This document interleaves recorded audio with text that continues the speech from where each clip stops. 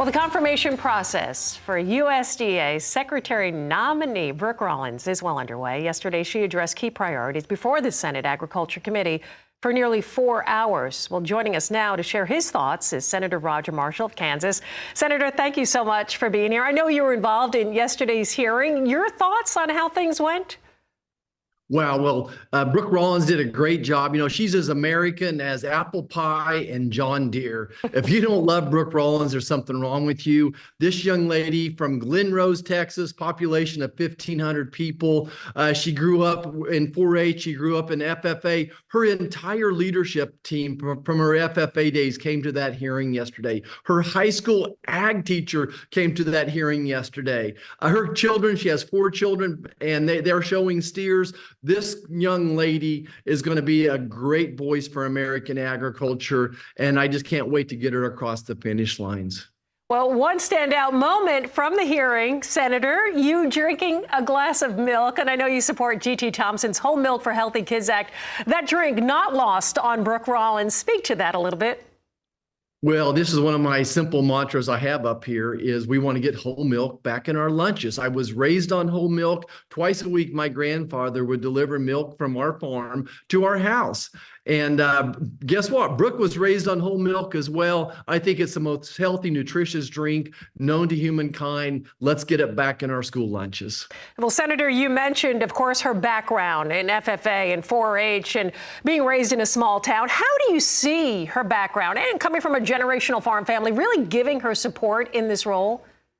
Yeah, so I don't have to sit down here and explain to her why high-speed internet is important in rural America. I don't have to sit down and explain to her that biofuels are important to agriculture and rural America. I don't have to explain to her that trade is important. She's lived it her whole life, so she gets it. And then she's just got such a strong voice. She's ferocious but gentle at the same time. She's worked with President Trump in the previous administration. She actually did the legwork, and she's an attorney, don't tell anybody, but she did the paperwork to get the waters of the U.S. rolled back. Your listeners will remember that President Trump rolled back the waters of the U.S. Of course, Biden expanded it. So she'll be a loud voice in there, reeling back in the EPA and the administrative burden on our farmers and ranchers. Senator, I'd like to talk to you about this.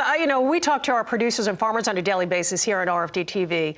I know that tariffs and labor are both concerns with the new administration. Rollins has said she supports the president's mission of securing the border and deportation plans. But she also said that she's going to support our farmers in regards to both of those and make sure they're shielded. Do you think that's going to be one of the challenges in her role? It's no small feat.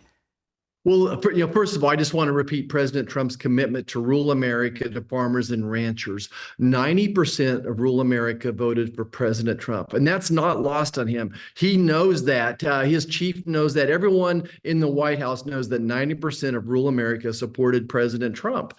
I'll remind people back in 2017, when China was playing footsies with us and using non-tariff barriers for getting our crops in there as well. And President Trump slapped a tariff on them, and then he gave $28 billion, $1 billion, to American farmers to make them whole. So he's not going to do anything that's going to hurt our farmers and ranchers long term. And I appreciated then, and I appreciate now, that American farmers and ranchers are patriots, and that if Canada and Mexico won't step up and stop the fentanyl, the human trafficking coming across our border, the terrorists, then he'll have to put tariffs on them until they do. Believe it or not, in Canada right now, a lot of the fentanyl is being made in their laboratories there. So it's kind of converting from China, going through Mexico, to now a lot of the fentanyl labs are in Canada, of all places. So they got to crack down and help us out here as well. We're all on the same team. Remember, 70% of the exports from Canada, 70% of Mexico's exports come to America. So tariffs are a tool, they're a weapon, but President Trump's not going to turn his back on rural America. When we talk about international trade, you also mentioned biofuel policy and how that's going to impact agriculture under the new administration. Senator, your hopes, your expectations for the year ahead, how do you see this playing out?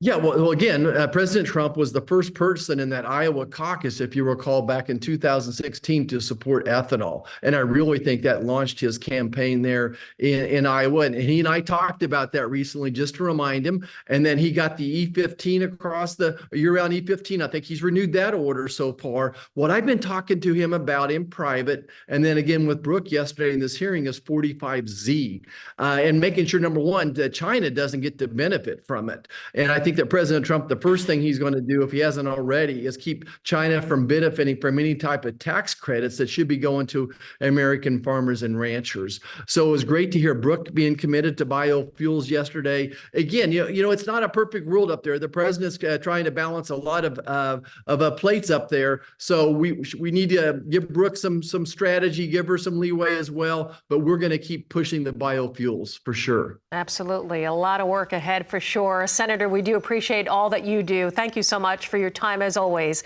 We love having you here. U.S. Senator Roger Marshall of Kansas.